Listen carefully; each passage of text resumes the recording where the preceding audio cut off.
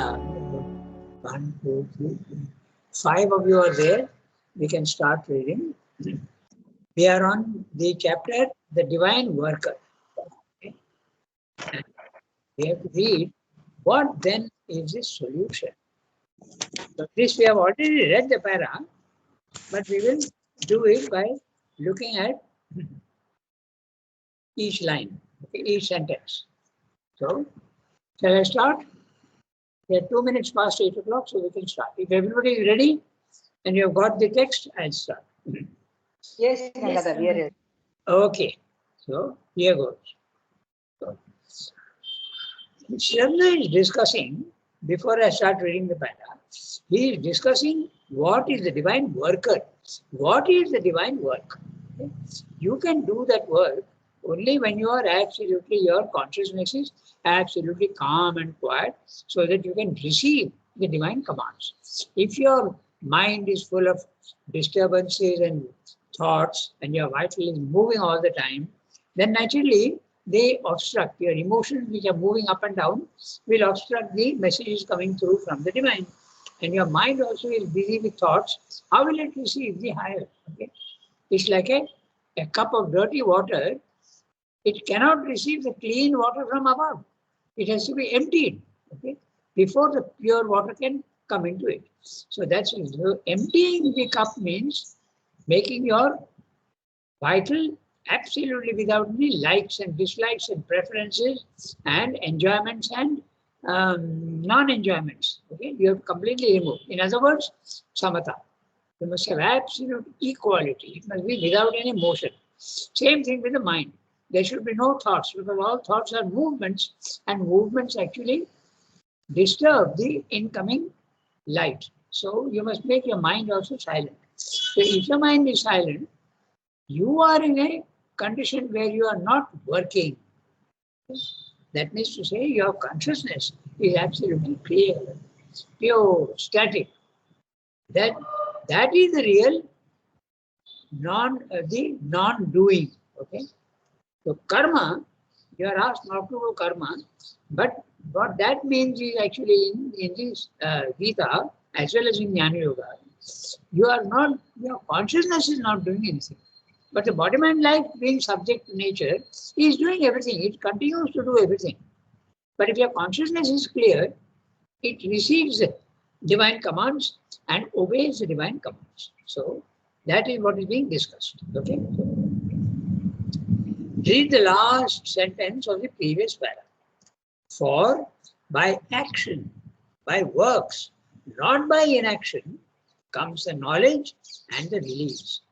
By action, not by works. Okay, you have to continue to do works in the physical world, but your consciousness must be in action. That's what we say. So, I read each sentence now.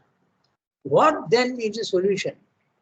What is that type of work by which we shall be released from the ills of life? Okay? From this doubt, this error, this grief, from this mixed, impure, and baffling result, even of our purest and best intentioned acts, from these million forms of evil and suffering. That's what Selvi is asking. Okay, it's a question that he's asking. How to do this work? How to do the divine work? So note interestingly, the ills of life. Life itself, if you remember in the life divine, life is the beginning of all impurities. And suffering and falsehood and error, all these things come from life. That's why the ills of life. Okay?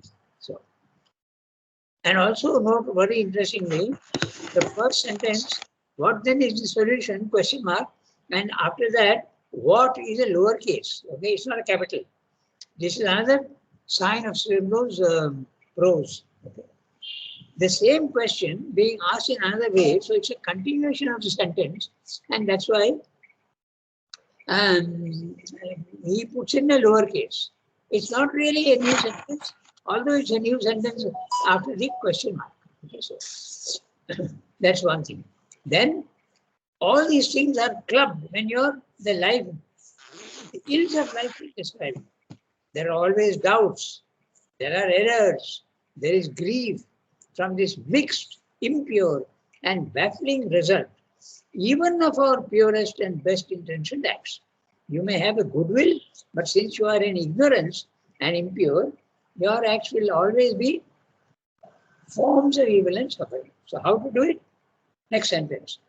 No outward distinctions need be made, is the reply. You cannot know who is doing the divine work by looking simply at the body-mind life. You can't. Okay? There are no outward signs. No outward distinctions need be made. Also, he's saying no outward distinctions. In other words, there is no superior work and inferior work. You must not think that a professor's job is far superior to that of a sweeper. That's not true at all. The work does not matter. You don't need to make a distinction between higher work and lower work. All work can be turned to the divine. As I told you, there is a very beautiful small book called The Practice of the Presence of God. It's a very small thing. It's a story of a French cook. Okay? In the 14th century or 15th century, it's a classic of religious literature. So there he is constantly thinking of Christ and he achieves this psychic consciousness. So he's cooking. Cooking is the most ordinary work. Okay? It's not the work that matters at all. I also told you, if you remember the story of that judge who came and he was asked to wipe dishes in the dining hall. But even there he had an experience. He saw the image of Sri Aurobindo in the dish that he was wiping. Okay? So the work is not important at all. So no distinction need be made, said they say. No work the world needs be shunned. Okay?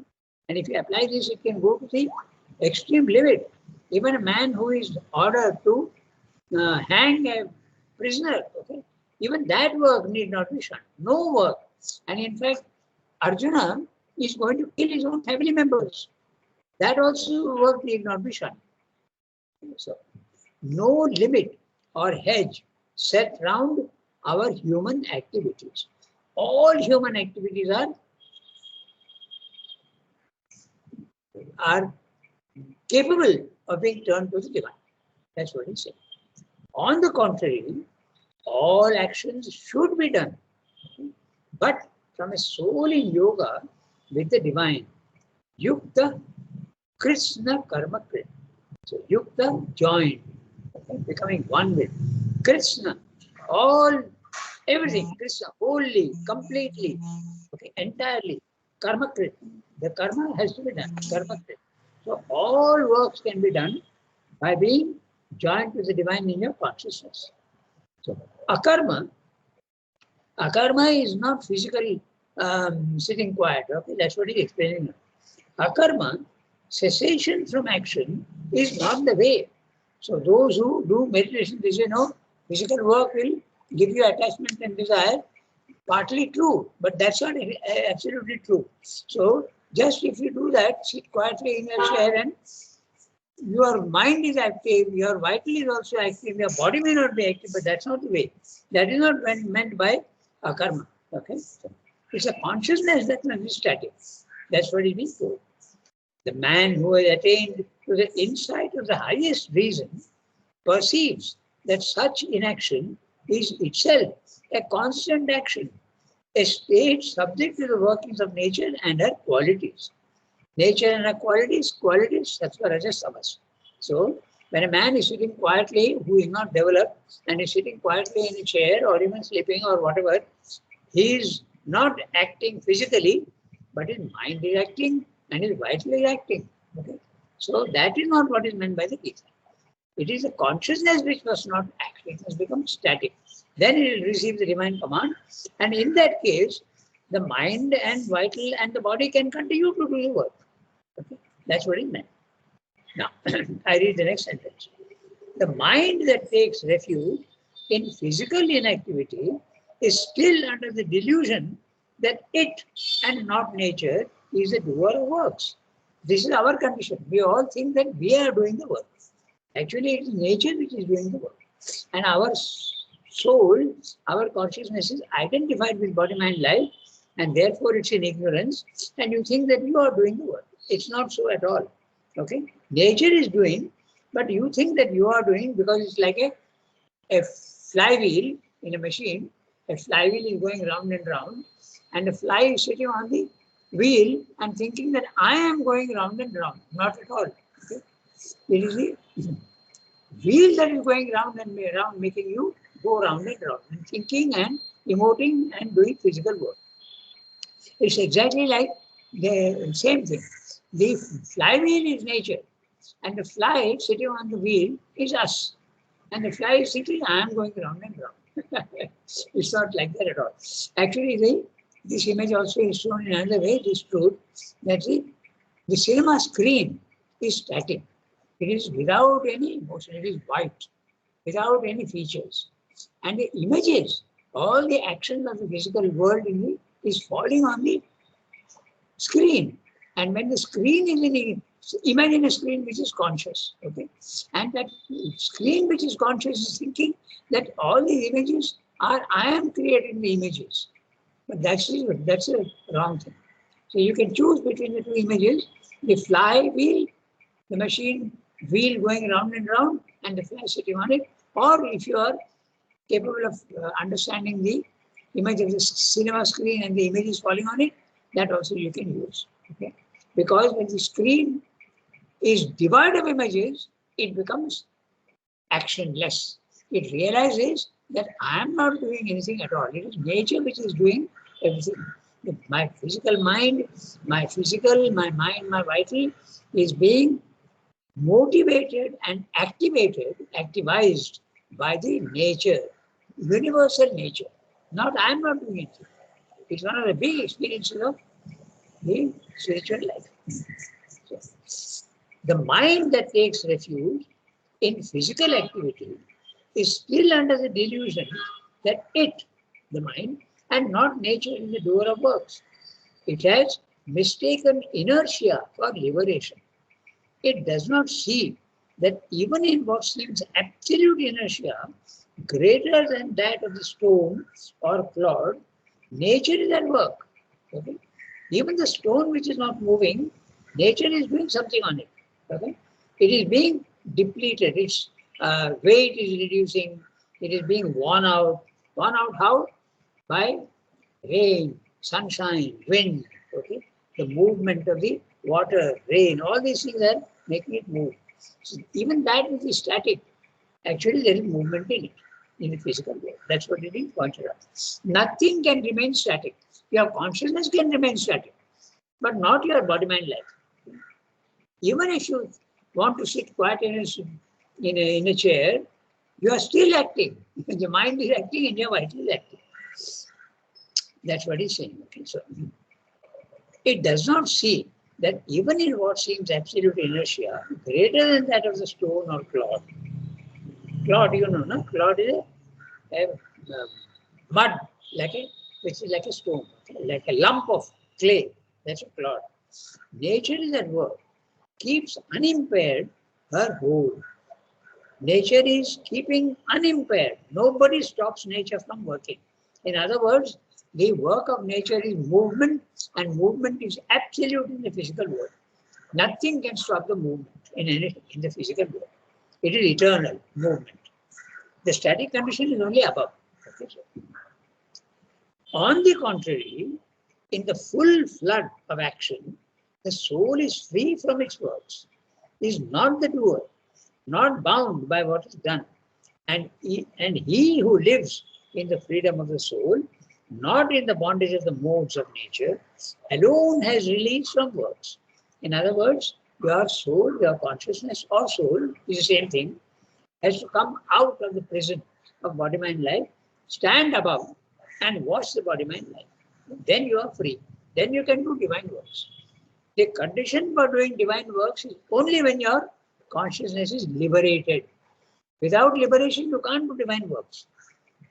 So, does it mean that everybody in the ashram is not doing divine work?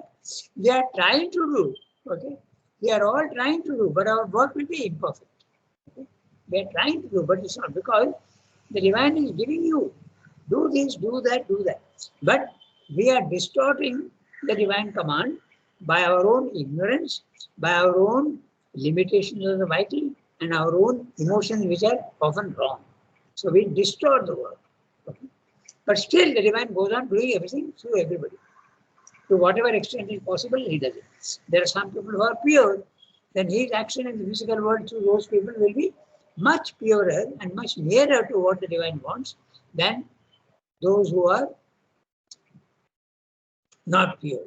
Okay, so but that doesn't should not discourage us because we are all trying, and there is an evolution of all these things, and naturally it is a slow process.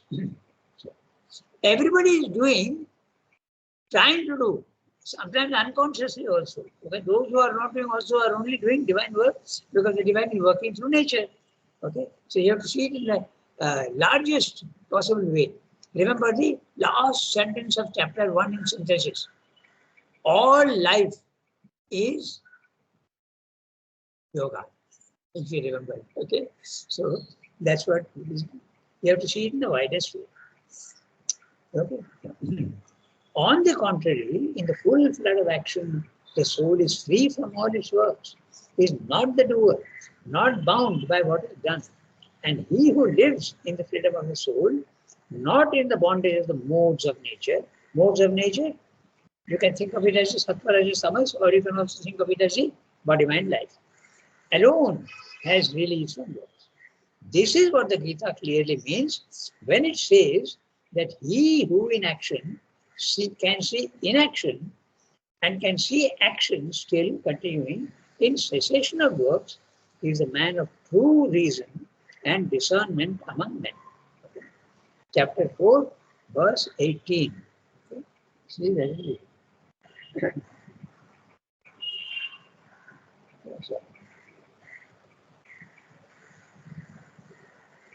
So the shloka goes like that. Karmani akarma yaha pashyet, akarmini cha karma yaha pashyet, sah buddhiman manusheshu, sa yukta krishna karma. The one who sees action in inaction and inaction in action. So there are those who are doing the divine work with a calm, quiet mind. So those, they are doing the work with an inactive consciousness. Okay? That's one. Or those who are seeing an inactive person sitting quiet is still doing work with his mind and heart. That's what he's saying. And if you can see that, then you are the wise man among men. That's what is being said. And it's very interesting because I told you once, a very close friend of mine, okay, he had the experience of the same. In other words, no work, okay, absolutely quiet and calm. Even to mother, and mother told him, I told you this several times, but in this context is again new. So he didn't say anything to mother. Mother said, I can see that you are in the Brahmic consciousness, and I'm very happy with that. But he replied, mother used the word work. I'm very happy with your work. Okay. But he said, mother, I'm not doing any work. Because he knew, because there's no urge to work. So mother said, no, I'm very happy. So that condition for him lasted 6 months. Okay. And he told me one day that I'm going through a very strange experience. Okay. I cannot explain how it is, but all values are changing altogether. Those things which seemed important are not important at all anymore. And those things which are not important at our level have become important. So the whole values are completely reversed. So that is what is being said. I'm reading that sentence again. This is what the Gita clearly means when it says that he who in action can see inaction. Somebody is going on working, but his consciousness is absolutely static. Okay. So, and on the other hand, can see action still continuing in cessation from works. So one who is not doing anything and standing still or not doing anything and sitting in a chair, he is working because the work is going on in the mind and the heart. That's what it's saying. He is the man of true reason and discernment among men. This saying hinges upon the Sankhya distinction between Purusha and Prakriti. Purusha is the soul and consciousness, and Prakriti is your body-mind life. Between the free inactive soul, the free soul is inactive, it is only watching, remember. Eternally calm, pure and unmoved in the midst of works, an ever-active nature, operative as much in inertia and cessation as in the overt turmoil of a visible hurry of labor. So, you can see that nature is going on working, but the consciousness in such a man is absolutely calm and settled. He becomes a non-doer. So, this is the knowledge which the highest effort of the discriminating reason, the buddhi, gives to us. And therefore, whoever possesses it is a true rational and discerning man. Sa buddhiman manushyeshu. He is a wise man among men, not the perplexed thinker who judges life and works by the external, uncertain, and impermanent distinctions of the lower reason. Therefore, the liberated man is not afraid of action. He is a large and universal doer of all works. Krishna karma. Krishna means entire, complete. And karma is the one who is doing works, not as others do them in subjection to nature. We are all doing works, but it is nature which is doing for us and we think we are doing. But poised in the silent calm of the soul, tranquilly in yoga with the divine. Tranquilly in yoga with the divine. So Swami is using a very interesting word. In yoga. He is using the word yoga here as union. Okay? Because that's the Sanskrit meaning. Yukta asit. Okay? So conscious, tranquilly in yoga with the divine. So the divine is the Lord of his works. He is only the channel through the instrumentality of his nature, conscious of and subject to her Lord. The instrumentality of the nature, okay, he is only their channel through the instrumentality of the nature. Instrumentality of the nature, body, mind, life. Conscious of and subject to her Lord, not subject to nature. Because such a man, the normal man is subject to nature, prakriti. But the wise man, the yogi, is subject only to the Lord, surrendered to the Lord, okay, not nature. By the flaming intensity and purity of this knowledge, all his works are burnt up as in a fire, and his mind remains without any stain or disfiguring mark from them. Calm, silent, unperturbed, white and clean and pure. So this description is fantastic. Huh? Unperturbed, no movement, silent, calm, white, without any coloring, without any likes and dislikes, without any. The word is interesting because white means without any stain, without any coloring. The coloring means the ranj is the Sanskrit word, and ranj means to color. So whenever there is an emotion, all emotions have colors, you know that. No? So only when there is no emotion, it's a colorless condition. Okay? You know that. The mind, when it works, it is yellow in nature, in color. Okay? One who can see the subtle aura yellow, he knows it is a mental mind. Then in the vital, there are blues and greens and violets. Okay? Those are the colors. Then there is the psychic, which is the color of the pink, a very light whitish pink. Okay? So what about jealousy? Okay? Envy, these are green. So all these colors, when someone sees, they immediately know the condition, the psychological condition of the man. Okay?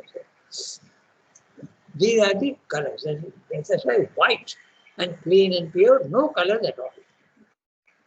To do all this in this liberating knowledge, without the personal egoism of the doer, is the first sign of the divine worker.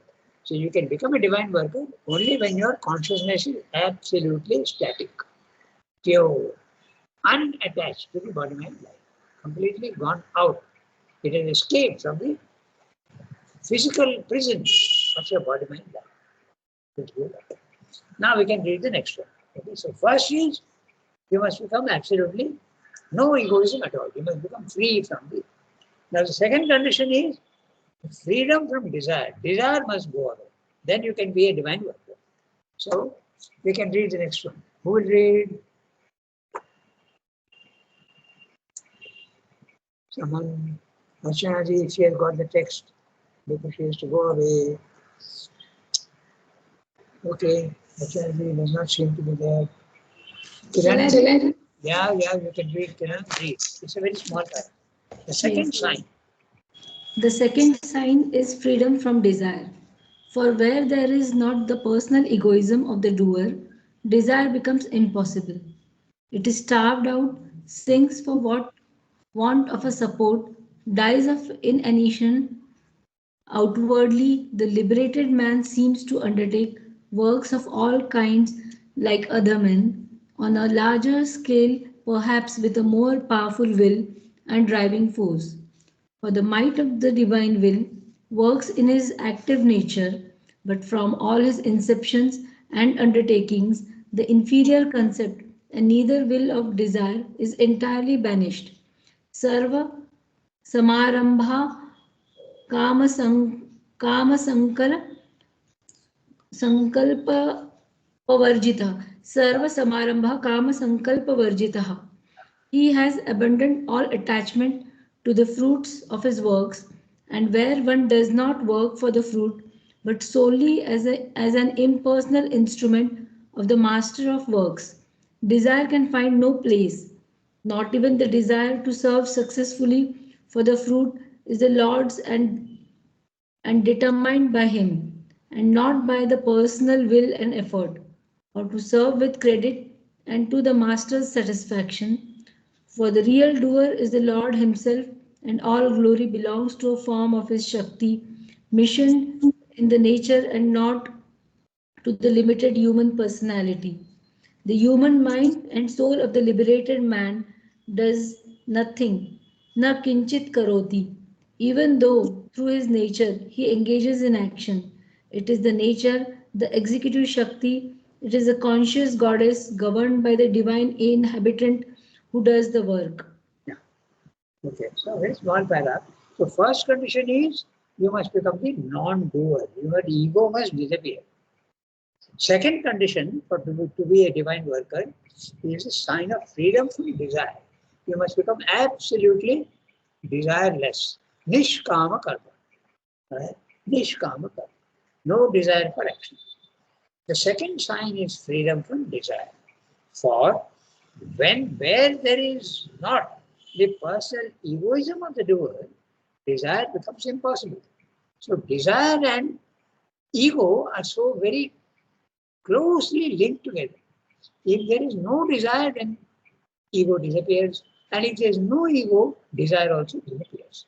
So in other words, when you are in the Brahmic consciousness, remember that there is no ego there. Therefore, there is no desire. And what is desire? There is no movement. You are only the watcher. Okay? So it's all fits in so clearly. There is no desire and there is no, very interesting word he used, Sarve Samarambha. That we will discuss. Okay? So it's very interesting. So secondly, no desire at all, you must say. And not the person, for where there is not the personal egoism of the doer, desire becomes impossible. It is starved out. Okay? Very interesting word he is using, starved out. Okay? It is not given any food. Okay? The egoism is fed by us, by our desires. Egoism is fed. So when you don't give any quarter to your desires, ego also starts becoming less and less and less. Starved out. Sinks for want of support. And the word starved out is very interesting because it corresponds to the fifth rule of the Rajayoga. Pratyahara. Prati ahara. Ahara is food.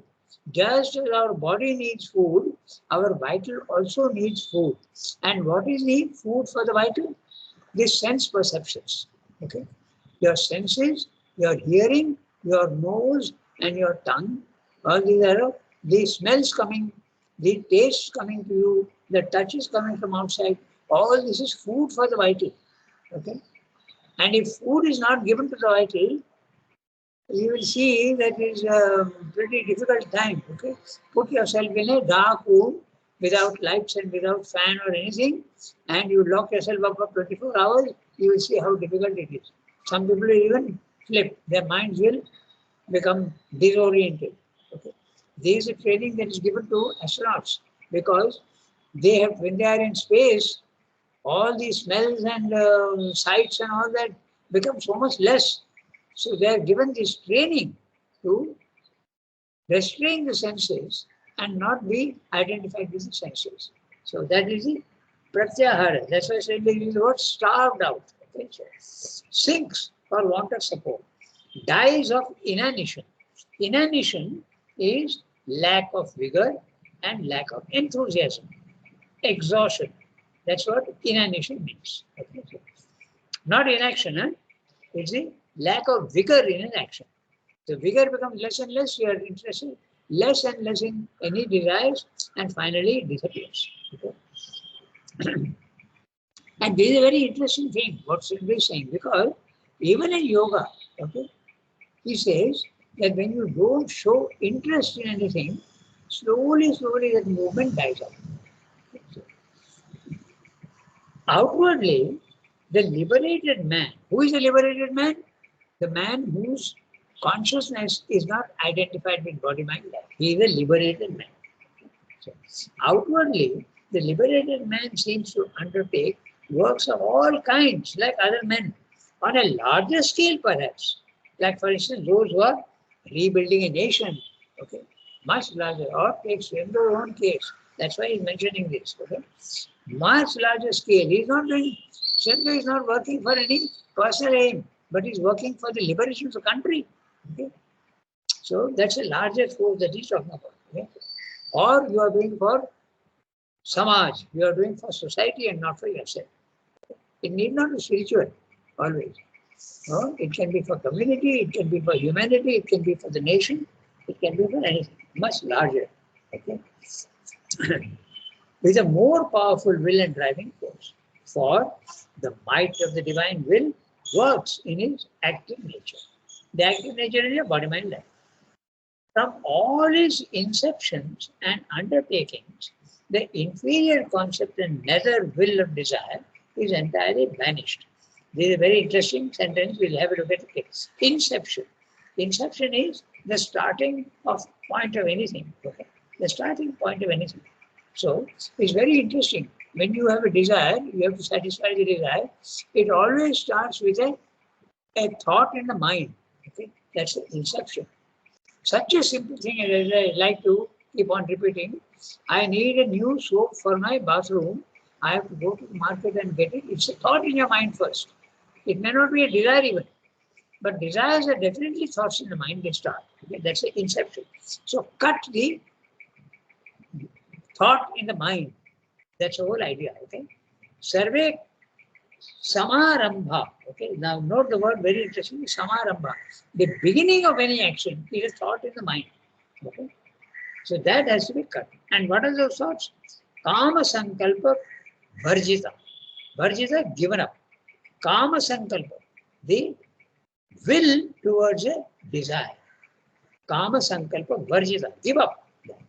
And also give up the Samarambha. The thought itself in the mind should be. Now that's a very difficult thing, but that's the idea. Yes, yes.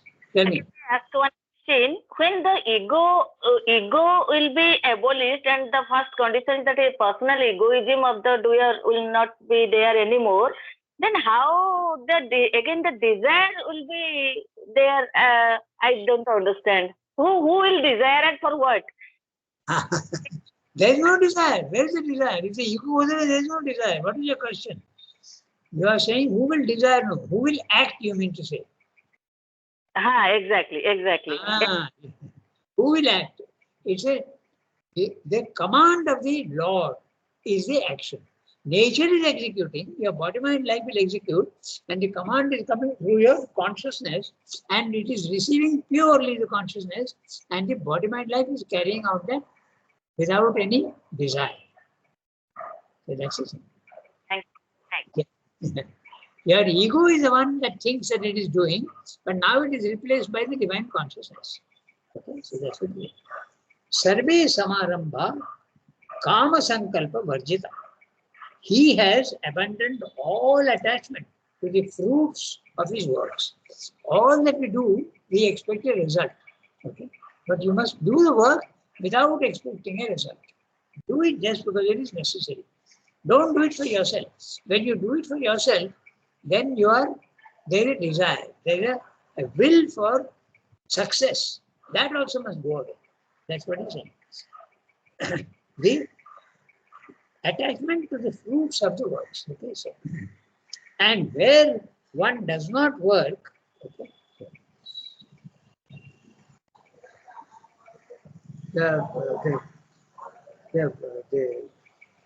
is the 20th verse of chapter 4. Tyaktva karma phala sangam. Okay? Karma phala asangam. The attachment to the fruit of the work. Okay? Nitya yukto, nitya tripto, nirashraya. Okay? You have to go completely, you have to give up that karma phala sangam. The attachment to the work. And where one does not work for the fruit, but solely as an impersonal instrument of the master of works, desire can find no place. Not even the desire to serve successfully, for the fruit is the Lord's and determined by him and not by the personal will and effort. Or to serve with credit and to the master's satisfaction. For the real doer is the Lord himself, and all glory belongs to a form of his Shakti, mission in the nature, and not to the limited human personality. The human mind and soul of the liberated man does nothing. Nothing chit karoti, does nothing at all. Kinchit means anything, nothing. Okay? Even though through his nature he engages in action. It is a nature, the executive Shakti. It is a conscious goddess governed by the divine inhabitant who does the work. So that is the answer to Seema's question. She asked if our desire is not there, because 90% all our actions are determined by desire, which is absolutely a correct observation. But when desire goes away, who is acting? It's replaced by, look at that last sentence, it is nature, the executive Shakti. It is a conscious goddess. Nature has now become conscious, governed by the divine inhabitant. Who is the divine inhabitant? Your psychic being, or the divine presence in yourself. Okay? Who does the work? So, this is what he is saying. So, first condition for doing divine work, get rid of the idea that you are doing the work. See? You must not think that you are doing the work. Non-doership of work is the first condition. Second condition, no desire. Then there will be other conditions also which will tell you one by one. Okay, so we'll see, take that up next time. Okay, so it's now 8:40, we have to stop here today. Okay. Au revoir, everybody. Have a nice day. Au revoir, Rangada. Bonjour, merci. Thank you. What we have been reading is actually the essence of the Gita. Nishkama karma and non-doership of works. Okay. Have a nice day. Okay, Rangada. Merci.